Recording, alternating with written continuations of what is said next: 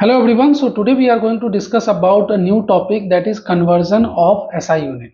SI unit is very important in our day-to-day activity as well, because let's suppose some of the people is very habitual to give you the temperature in Celsius and somebody is going to give you the temperature in Fahrenheit.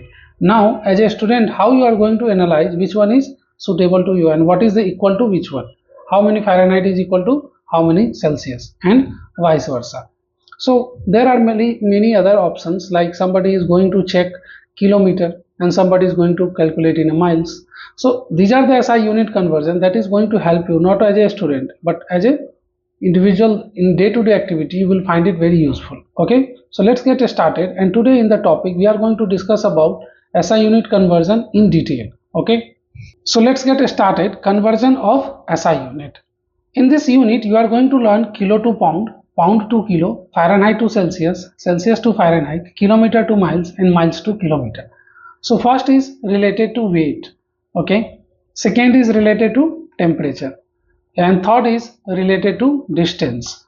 And we are going to discuss all these things one by one in upcoming lesson. Today is the day that we are going to discuss this first two, conversion from kilo to pound and conversion from pound to kilo, that is a vice versa process.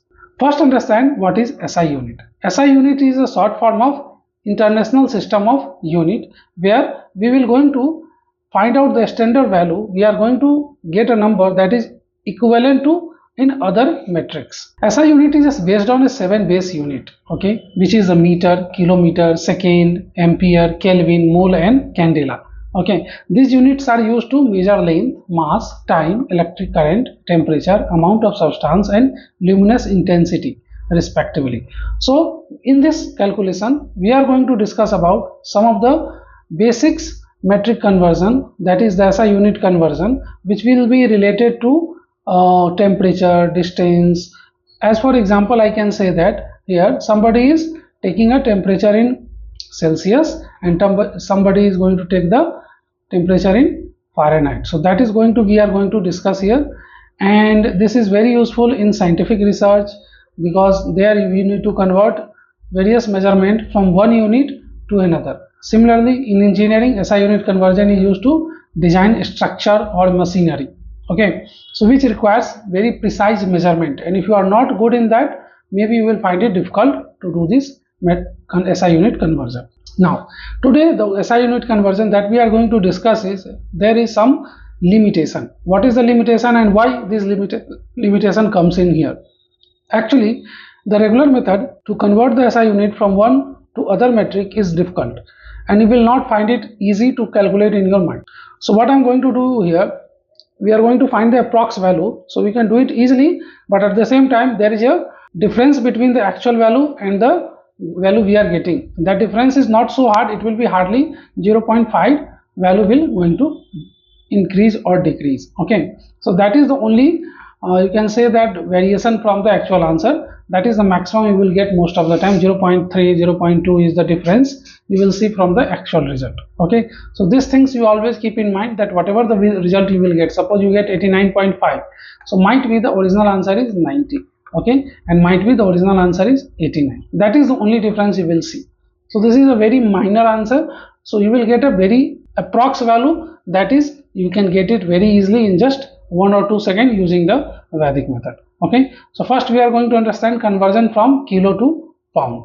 As you know that kilo is very popular in Asia, many of the country who are using kilo, but in Britain they are going to use, in EU country they all are calculated in pounds whenever they are going to weight anything.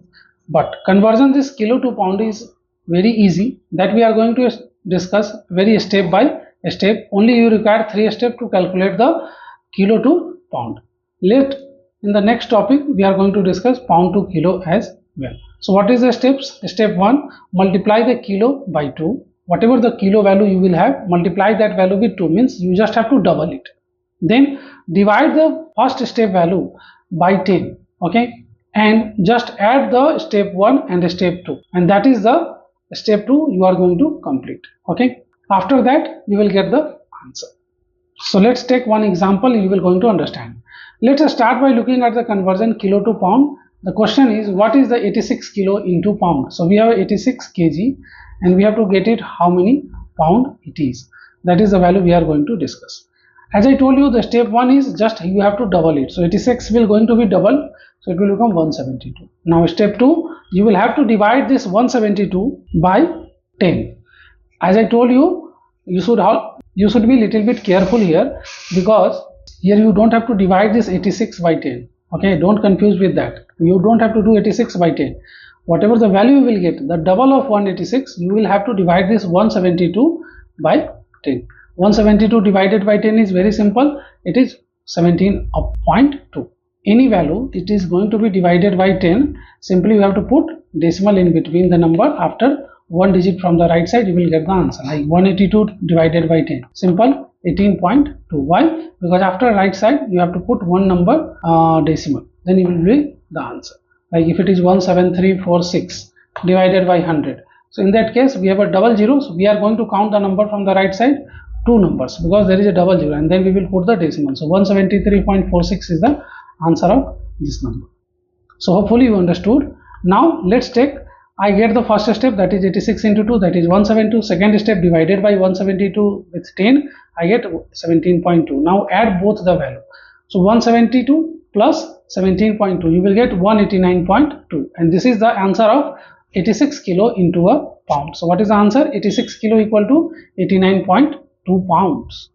Now if you go to the go and check the original answer, might be you will get 89.5 or 89.7. That is the only difference you will see in the kilo to pound when you are going to convert using this method. Let's take one more example. We are going to convert kilo to pound, and the kilo is 50 kilo. Now look at this, how easy we can do.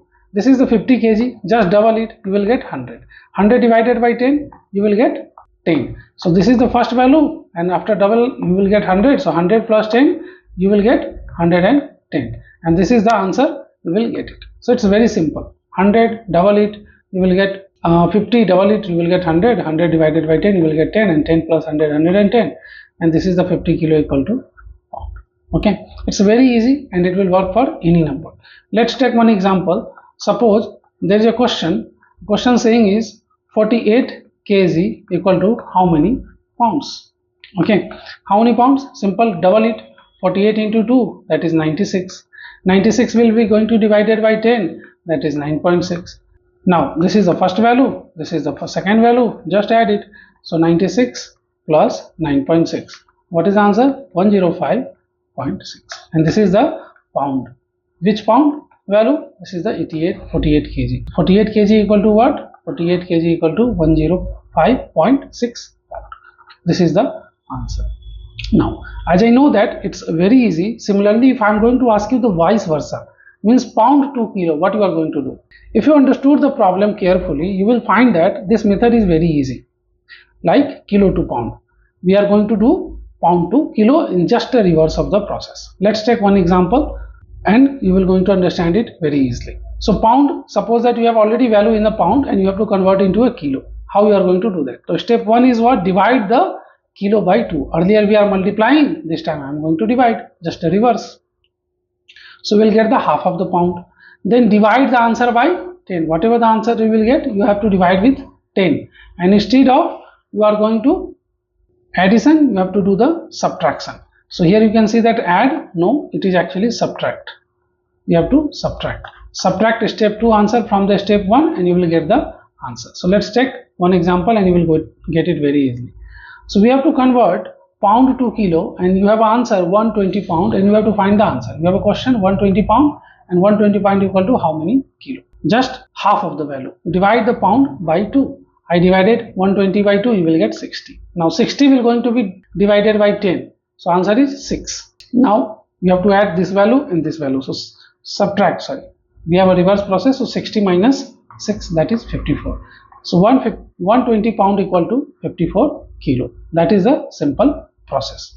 What I told you is very easy. So let's take one more example. Suppose that there is a number that is 110 pound and 110 pound equal to how much kilo? If you remember this, we have discussed this question in the pound, kilo to pound. In that case, we converted the 50 kilo equal to 110 pound. Now I'm going to convert 110 pound into a kilo, and you will see that how much difference you will getting because of the inaccuracy in the process. Okay, so 110 pound will going to be divided by 2. So 110 divided by 2, you will get 55. Okay, so step 1 is completed. Step 2 is what? 55 divided by 10. You will get what? 5.5. So this is a step 2. Now what you have to do? Step 1 minus step 2. So I am doing it. Answer is 49.5.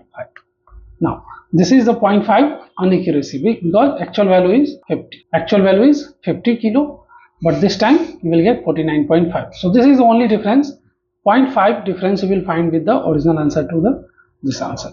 Hopefully you understood that. In the next question we are going to discuss more SI unit problem.